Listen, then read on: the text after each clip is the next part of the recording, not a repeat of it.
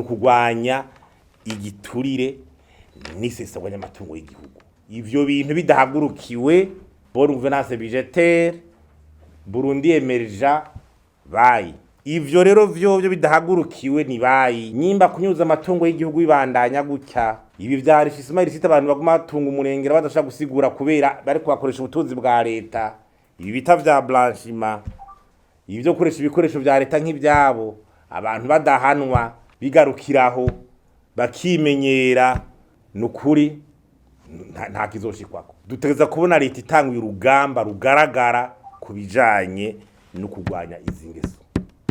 Ari amategeko meza jaho, ari kwigisha abantu, ari kugwanya kudahana, ari kugira iki, tukabona inguvu zishasha. Twarigeze kumva bavuga yuko hari abasabwe gusubiza ngo batwara amahera muri BRB n'ibiki, ajyana amahera ya leta, turamenya aho bigeze, naho nyere zokenerwa umuco ati batubwira abayasubije barasubije, barababuze, ico cengera ntiturakibona.